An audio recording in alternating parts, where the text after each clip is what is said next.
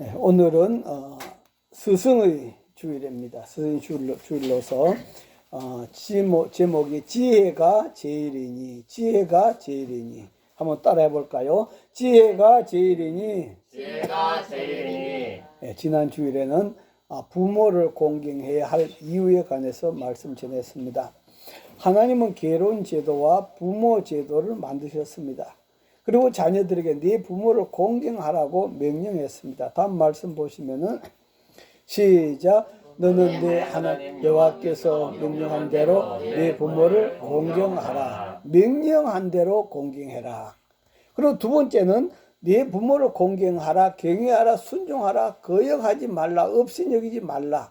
이런 명령을 주신 것은 부모를 가볍게 보지 말고 무게 있게 생각하라 하는 그런 말씀입니다.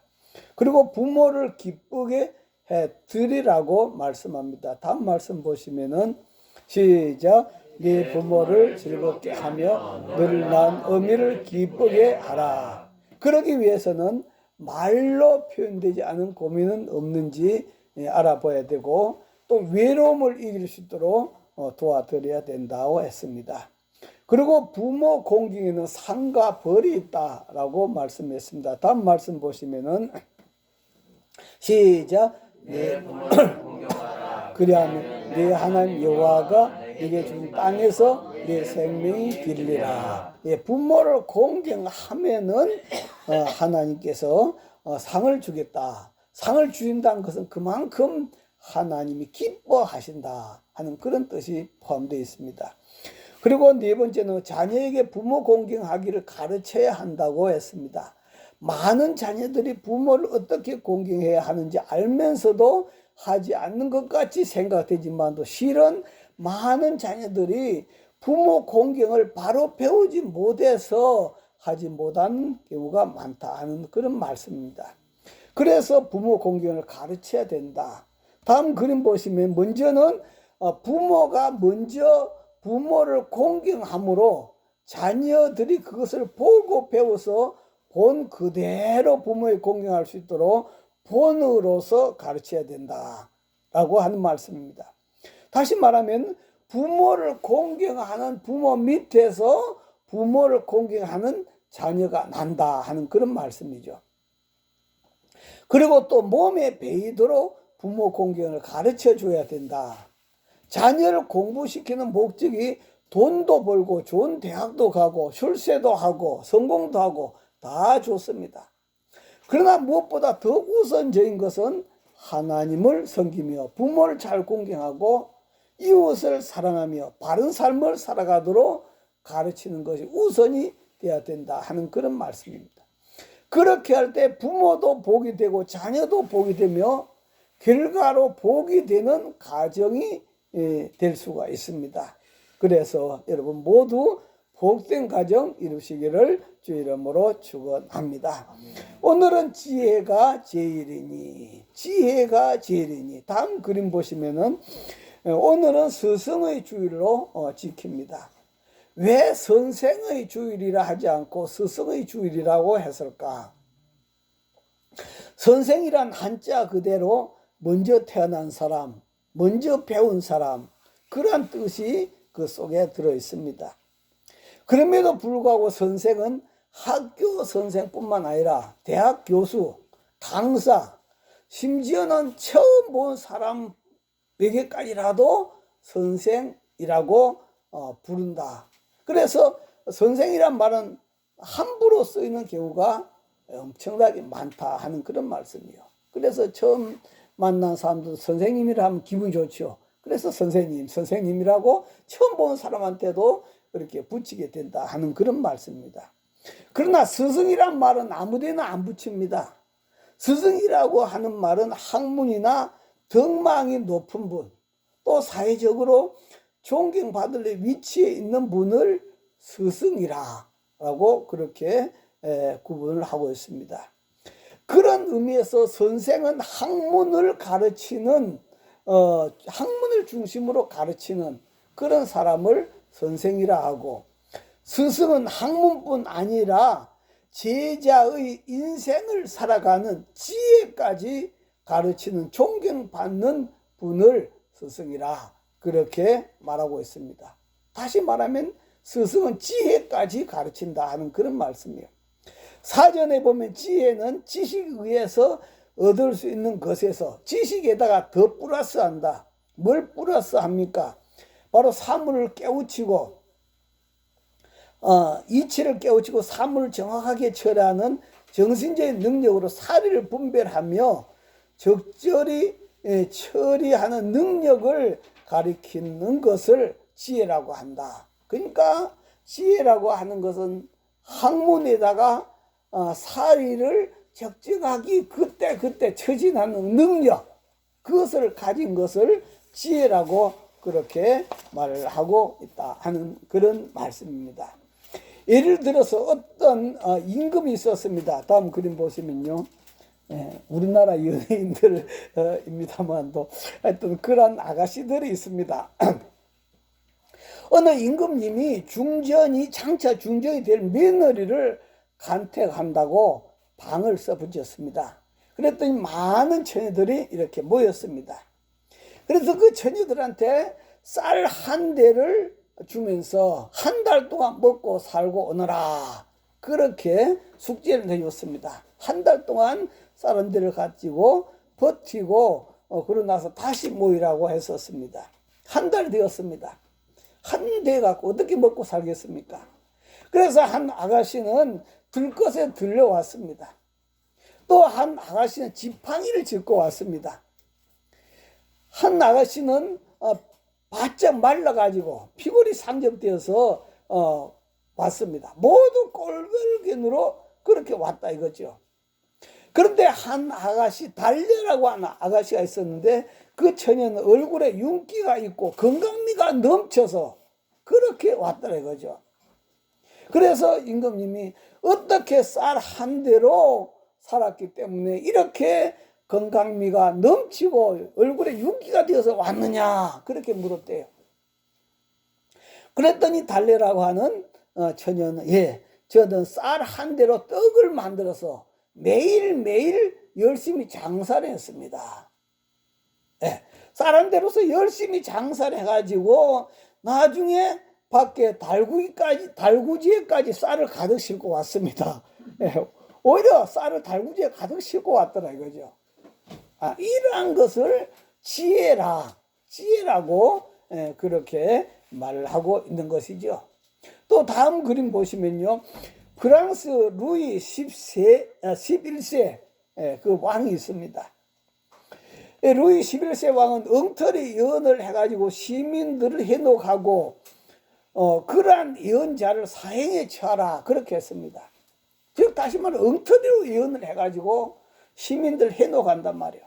그래서 임금님이 그를 사형에 처하라 그렇게 했습니다. 그러면서 사형을 처하기 전에 임금님이 그한테 물었습니다. 그 예언자한테요. 너는 남의 운세를 봐준다는 말로 교묘하게 다른 사람을 잘 속여왔다. 그렇다면 너의 운세에 대해서는 얼마나 아느냐 물었습니다. 임금님이 사형을 집행을 해놔놓고 지금 집행하기 전에 너의 운세에 대해서 얼마나 아느냐 물었어요.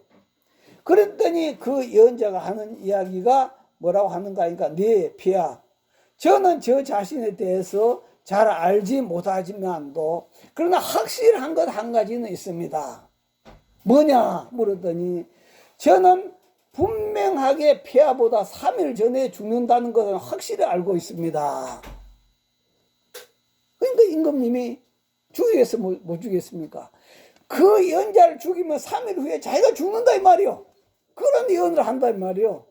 그래서 바로 루이 11세는 결국 그를 죽이지 못했답니다. 이런 것들이 바로 지혜라 하는 그런 말씀이에요. 그렇습니다. 이런 지혜는 공부 많이 한다고 해서 나는 것이 아닙니다. 성경 말씀 볼까요? 시작. 지혜가 지혜이니 지혜를 얻으라. 지혜는 진주보다 귀하니 네가 사모하는 모든 것으로도 이에 비교할 수 없도다. 지혜가 지혜이니까 지혜를 얻으라. 지혜는 무엇보다 귀하다? 진주보다 귀하다. 진주보다 귀하다. 다음 말씀도 보시면은 욥기 28장에는 시작, 진주와 비곡으로 비길 수 없나니 지혜의 값은 산호보다 귀하니라. 아멘. 진주하고 비곡과도 비길 수 없는 것이 바로 지혜다 하는 그런 말씀이에요.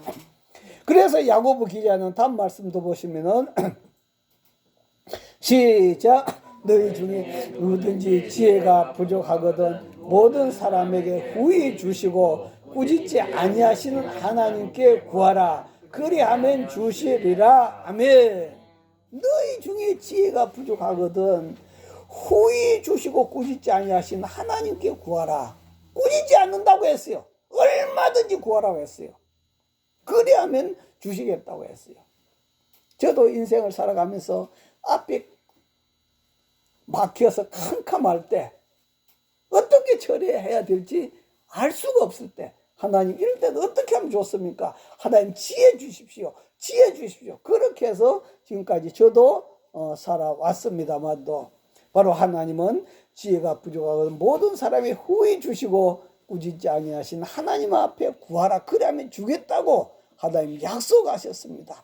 여러분 지혜 구해서 지혜로운 인생 살아가는 여러분 되시기를 주의 이름으로 축원합니다. 할렐루야. 자, 그런데 우리 사람들이 참 어리석게 살아가는 것들이 많이 있는데요. 그 중에서 네 가지만 한번 생각해 보겠습니다. 첫 번째는 먼저가 무엇이고 무엇이 나중인지 이것을 알아야 되었고 무엇이 중요하고 무엇이 덜 중요한 것인지 알아야 되는데 이것을 어리석은 사람 모른다 하는 그런 말씀이에요. 여러분 뭐가 더 중요한가? 뭐가 덜 중요한지 이것을 알아야 된다 이 말이에요. 그런데 어리석은 사람들은 덜 중요한 것을 중요하게 여기고 중요한 것을 그냥 내버린다 하는 그런 말씀이에요.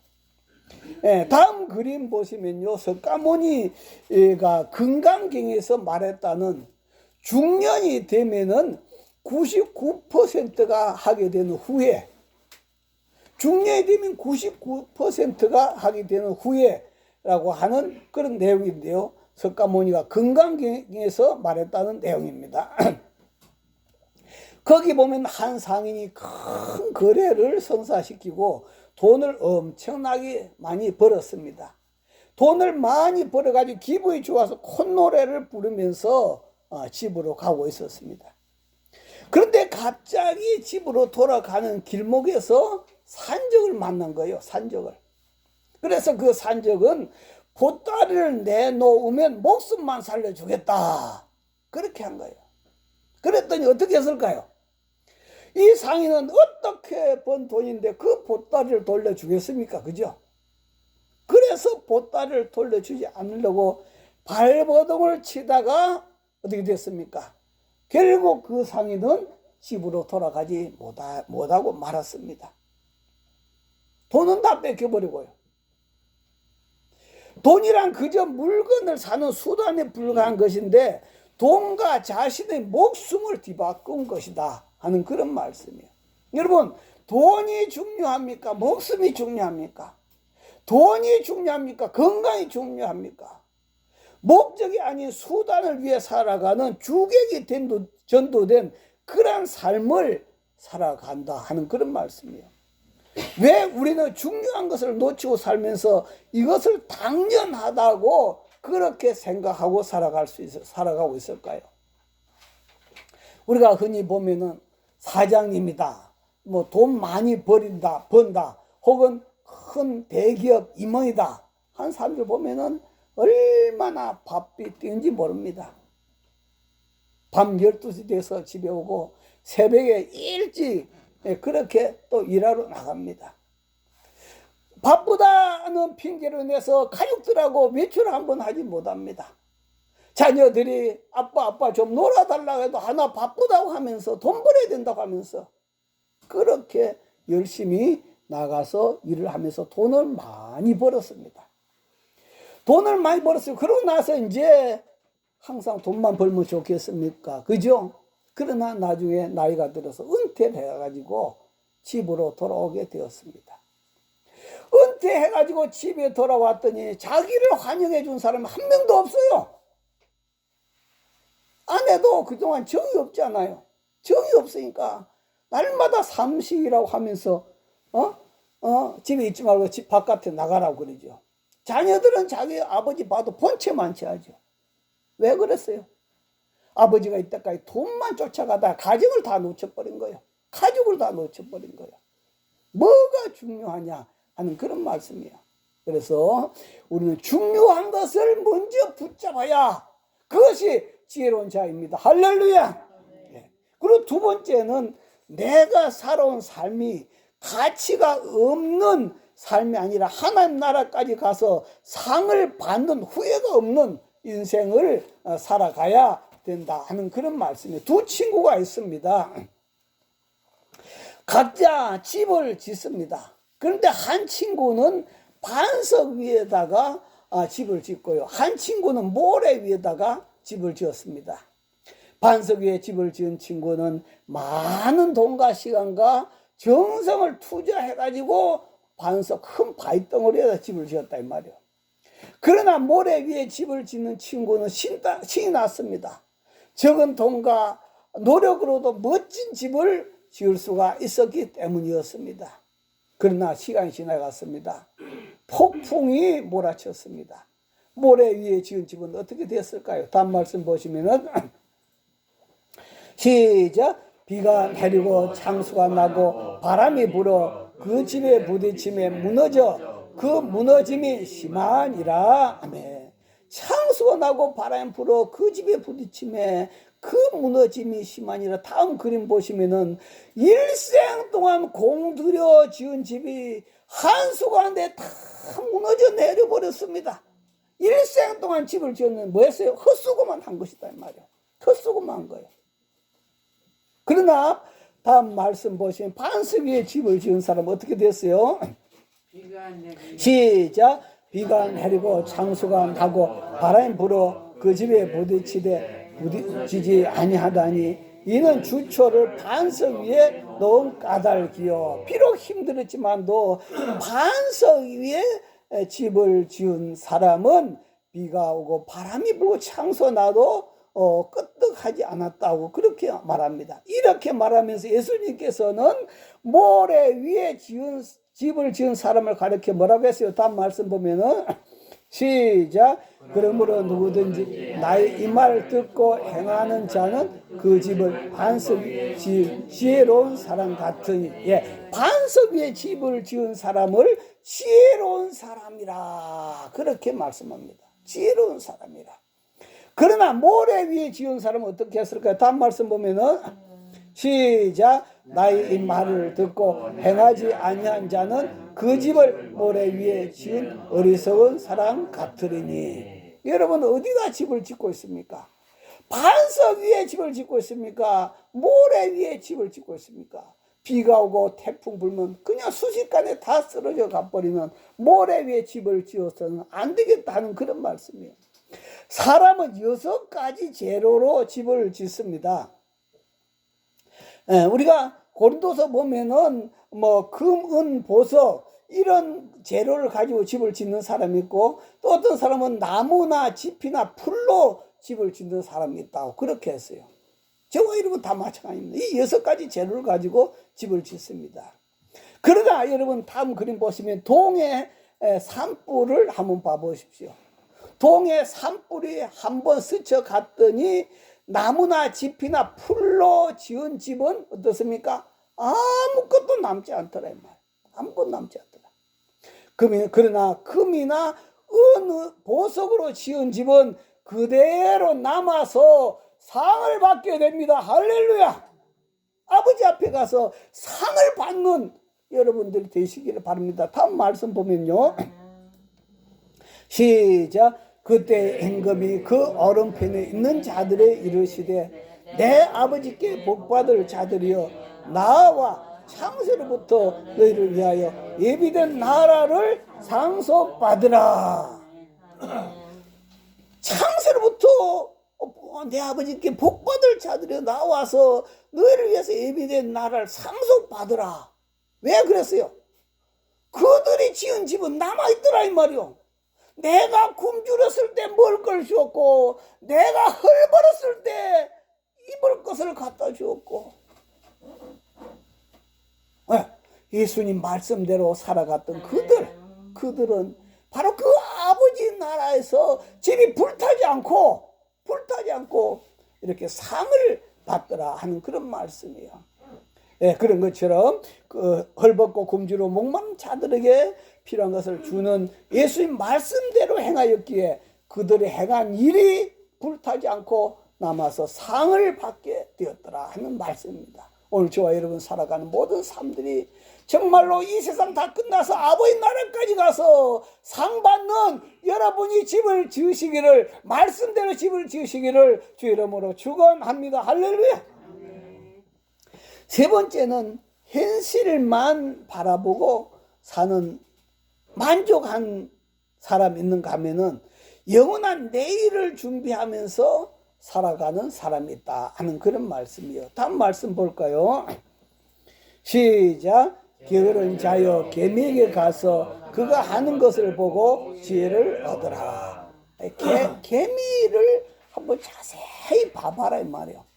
그리고 그 개미 하는 행동을 보고 지혜를 얻으라 이 말이요. 무슨 지혜입니까? 바로 개미는 겨울을 준비하잖아요. 그죠? 그 여름에 열심히 일을 해가지고 겨울을 준비하는 그것을 보고 너희도 지혜를 얻으라. 너희도 겨울을 준비하라 하는 그런 말씀. 겨울을 준비해라. 우리는 요즘에 100세 시대에 노후를 준비해야 된다고 참 얼마나 그 매스컴에서 많이 떠들어대고 있죠. 그리고 그 필요성을 참 다 절실히 느낍니다. 그러나 노후는 돈만 준비한다고 되는 게 아니죠. 돈만 있다고 노후가 준비된 거 아닙니다. 노후는 건강도 준비돼야 됩니다. 그죠? 건강도 준비돼. 건강이 없이 돈만 있어갖고 무슨 노후가 행복하겠습니까?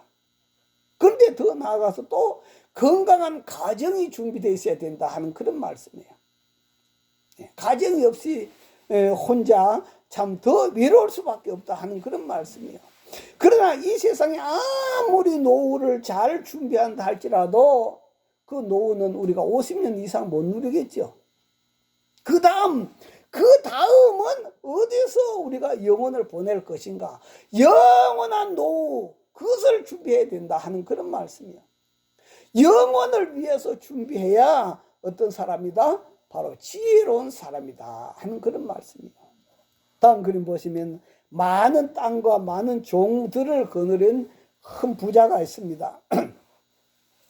얼마나 농사를 많이 지었는지 아마 우리나라 옛날에 참 경주 첼시 만석군처럼 아마 한 만석군 부자 정도 되는 것 같아 보입니다.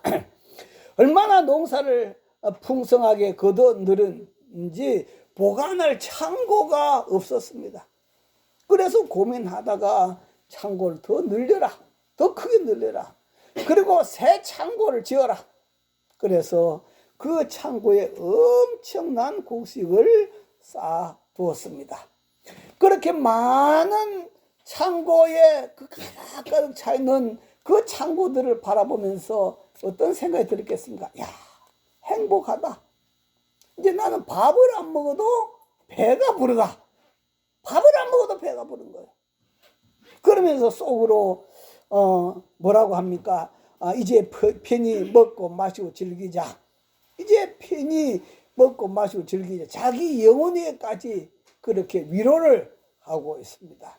그런데 하나님은 그 소리를 들으시고 뭐라고 말씀합니까? 다음 말씀 보면은 시작.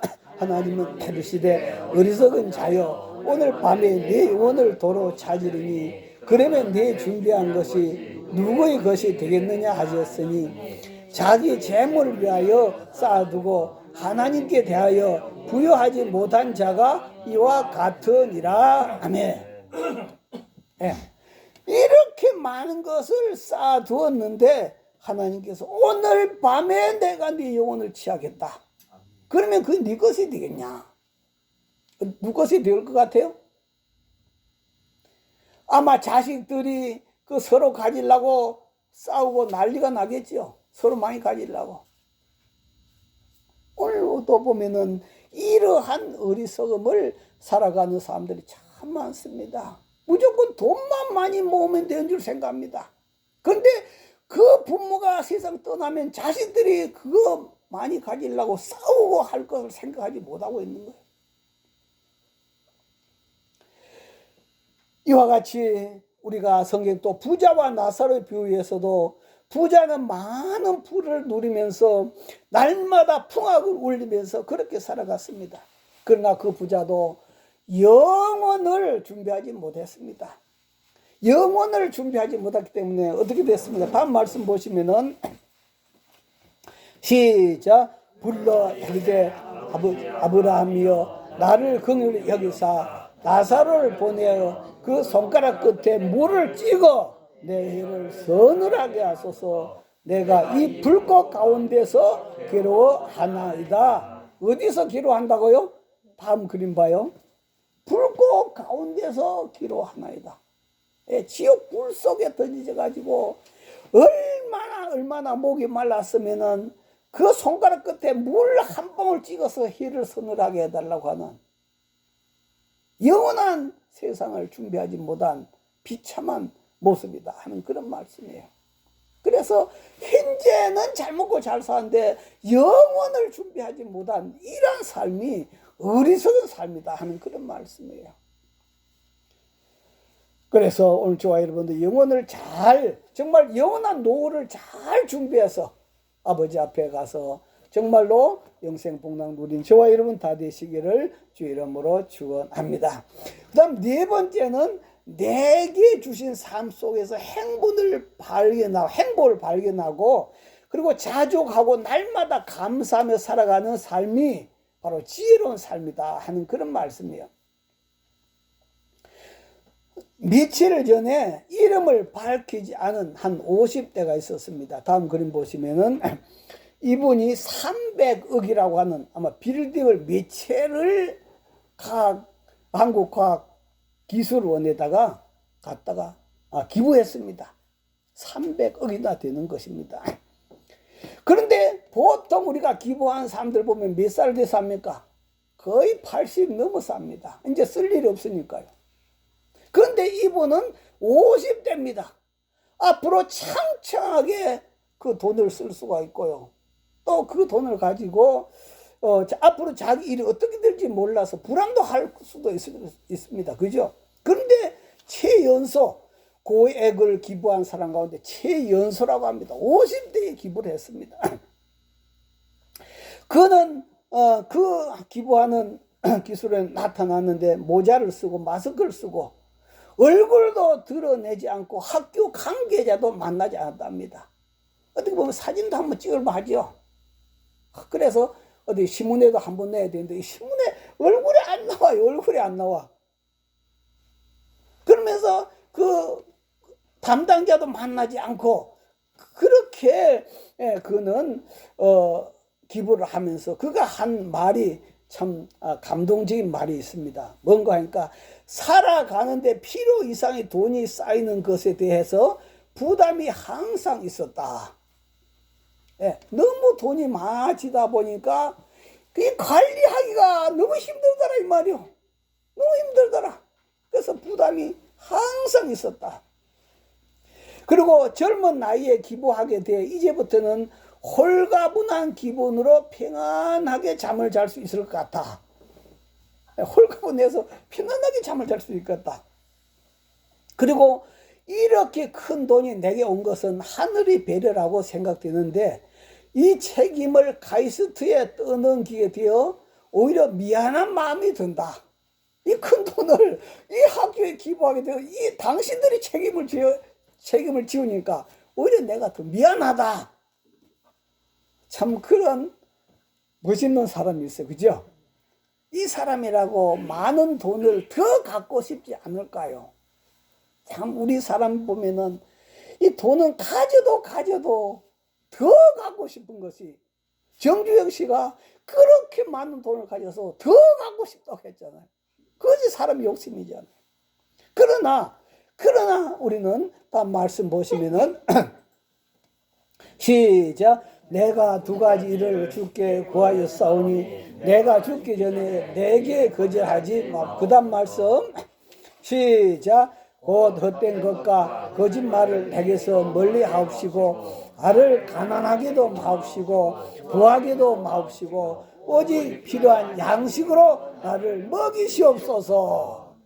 이 참 잠언서 기자는 나를 가난하게도 마시고 너무 부하게도 마시고 일용할 필요한 양식으로 나를 먹이시옵소서. 다음 말씀 보시면은 시작. 혹 내가 배불러서 하나님을 모른다 여호와가 누구냐 할까 하오며 혹 내가 가난하여 도둑질하고 내 하나님 이름을 욕되게 할까 두려워함이니이다. 아멘. 사실 보면 예수를 잘 믿고 신앙생활 잘하다가 너무 부자가 돼가지고 교만해가지고 하나님 떠난 사람들이 많다 이 말이야. 그러나 또 너무 가난해가지고 그 아기 우유 먹일 돈이 없어가지고 그 우유 한 통 훔치는 것 때문에 참 경찰서에 불려가도 그런 경우도 있다 하는 그런 말씀이에요. 그래서 나로 너무 가난하기도 마옵시고 너무 부하기도 마옵시고 날마다 일용할 양식을 먹이시옵소서. 할렐루야.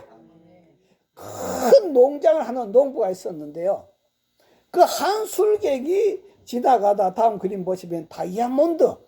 당신은 지금 그 부자로 살고 있어요. 큰 농장을 운영하고 있어요. 그런데도 불구하고 이 술객이 지나가면서 당신은 다이아몬드만 하나 가지면은 더 행복할 것 같다고 그렇게 말하고 지나가 버리단 말이야. 그래서 이 사람이 내가 다이아몬드만 하나 가지면 더 행복할 것 같다고? 다이아몬드? 그럼 내가 다이아몬드를 찾아야지.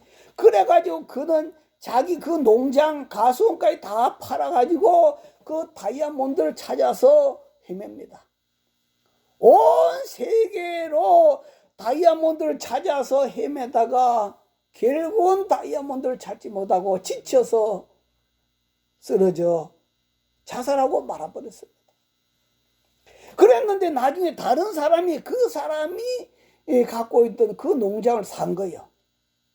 그 농장을 인수해가지고 그 낙타에게 물을 마시려고 가는데 그 낙타의 콧등에서 뭐가 반짝거리는 거예요.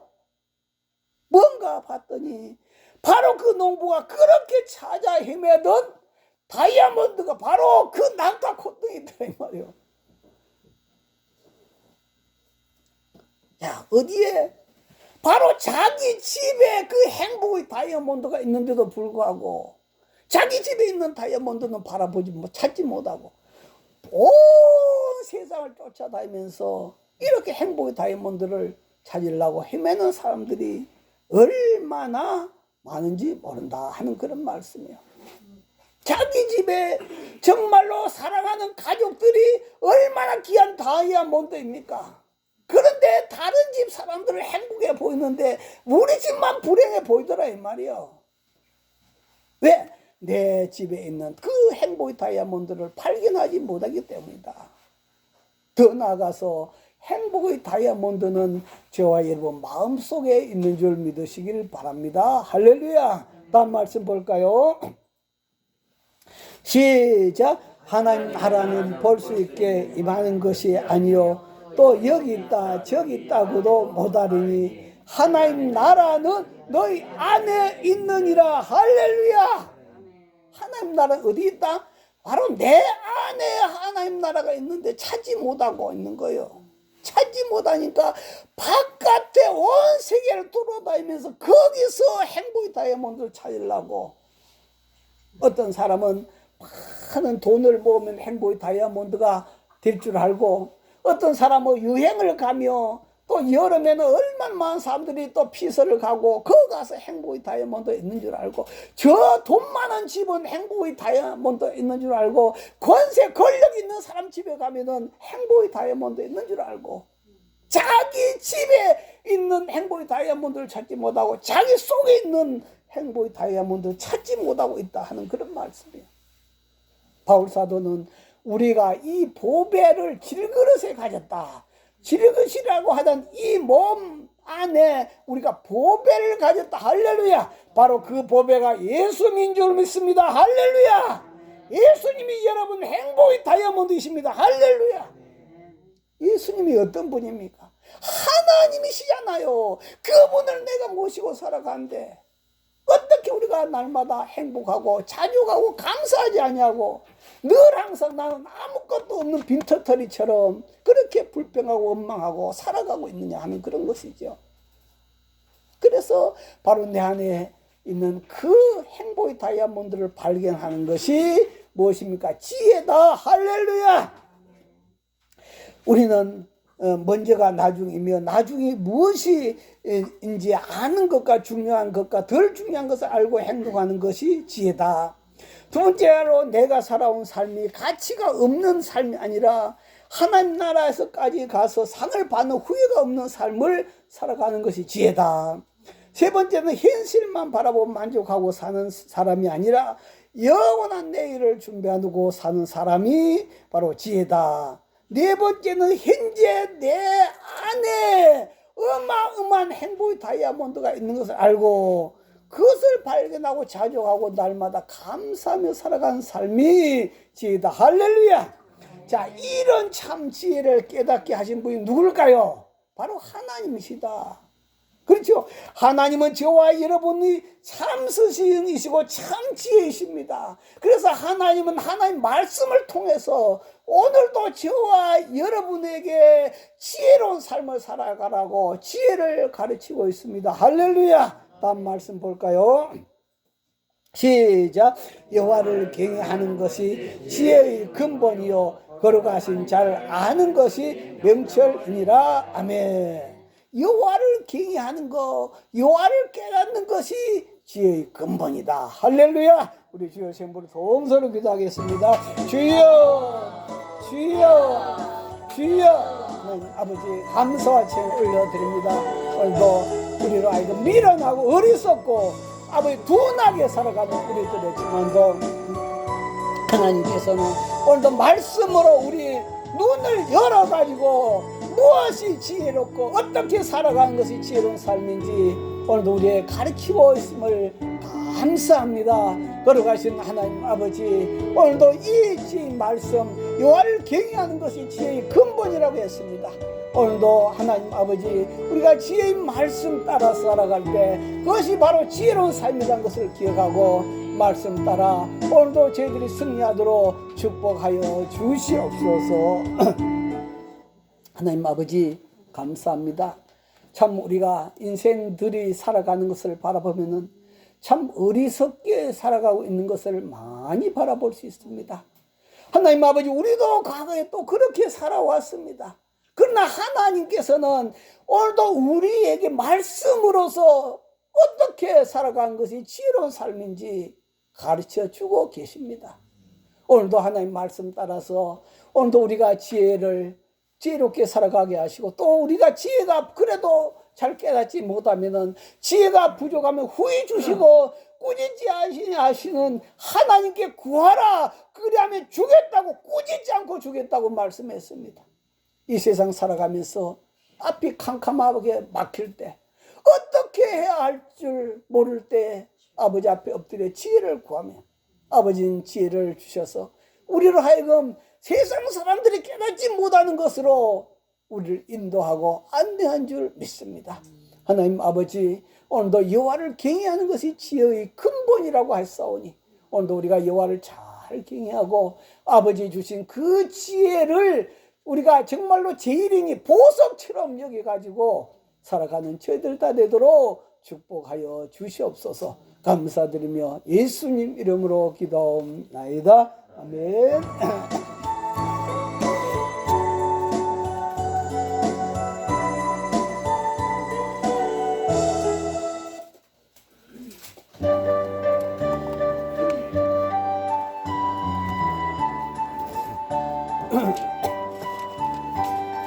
하나님 아버지 주신 책은 귀하고 정하신 말씀 일세 기쁘고 반가운 말씀 중에 날 사랑한단 말 참 좋도다 주께서 나를 사랑하니 즐겁고도 즐겁도다 주께서 나를 사랑하니 나는 참 기쁘다 그 속에 은혜를 저버리고 끝난 그 길로 가다가도 예수의 사랑만 생각하며 또다시 예수께 돌아오니 주께서 나를 사랑하니 즐겁고도 즐겁도다 주께서 나를 사랑하니 나는 참 기쁘다 그 주의 영광을 바라보며 예수의 이름을 찬양하리 영원히 찬양할 나의 노래 예수의 이름이 귀하도다 주께서 나를 사랑하니 즐겁고도 즐겁도다 주께서 나를 사랑하니 나는 참 기쁘다 주 예수 날 사랑하시오니 나 또한 예수를 사랑하니 날 구원하시려 내려오사 십자가 위에서 죽으셨네 주께서 나를 사랑하니 즐겁고도 즐겁도다 주께서 나를 사랑하니 나는 참 기쁘다 주 예수 날 사랑하시오니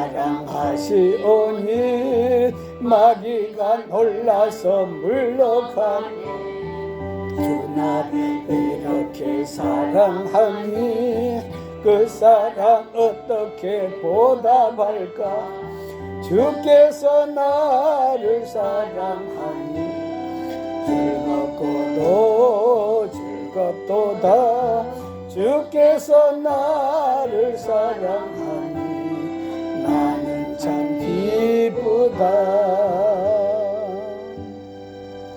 주께서 나를 사랑하니 즐겁고도 즐겁도다 주께서 나를 사랑하니 나는 참 기쁘다 하나님 아버지 오늘도 하나님께서 말씀을 통해서 우리에게 깨우쳐 주시는 지혜 더 이상 주여 모래 위에 집을 짓지 않게 하여 주시옵시고 더 이상 어리석은 자라고 책망받지 않게 하시고 아버지 지혜로운 저희들이 다 되도록 주님 축복하여 주시옵시고 오늘도 하나님께서 우리 가정에 하나님께서 주신 그 행복의 다이아몬드가 있고 내 마음속에 어마어마한 축복의 다이아몬드가 있다는 것을 발견하고 늘 항상 기뻐하고 감사하며 살아가는 저희들 다 되도록 축복하여 주옵소서. 아버지 앞에 예배드리며 임을 올려드립니다. 하나님 감사하며 성령으로 충만케 하소서. 정선제 사모 감사함을 드렸습니다. 김한래 권사님 감사함을 드렸습니다. 무명으로 감사함을 드렸습니다. 이한희 권사님 감사함을 드렸습니다. 손보희 권사님 감사함을 드렸습니다. 이남명군 감사함을 드렸습니다. 이팔성 장로님 감사함을 드렸습니다. 이종희 감사함을 드렸습니다. 김성준 정혜선 집사님 가정에서 11제물 드렸습니다. 김아랑 11제물 드렸습니다. 거룩하신 아버지 하나님 앞에 주일의 물과 또 성교의 물과 사랑의 지팡이의 물 성별하여 올려드렸습니다. 거룩하신 아버지 감사합니다. 미련하고 어리석은 우리에게 하나님 지혜를 주셔서 깨닫게 해주시니 감사합니다. 또 우리가 인생을 살아가면서 힘들고 어릴 때마다 하나님 앞에 엎드려 눈물 뿌리며 하나님 지혜 주세요 지혜 주세요 하나님 꾸짖지 않고 주겠다고 약속했사오니 늘 우리가 아버지 지혜 받아서 이 세상에 승리하고 행복한 삶 살아가도록 저희들 10년간 가정에 복을 내려 주시옵소서. 지금 우리 주 예수 그리스도의 은혜와 하나님 아버지의 만극하신 사랑과 성령님의 감동 감화 교통 충만하심이 저희들 심령과 가정 위에 영원히 함께 하시기를 간절히 축원하옵나이다. 아멘.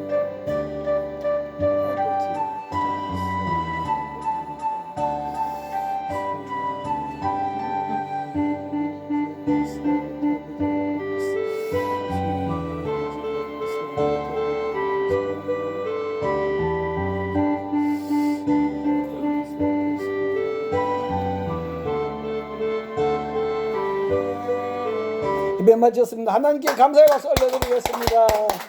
인사 나누겠습니다. 우리는 엄청난 축복을 받았습니다. 아멘.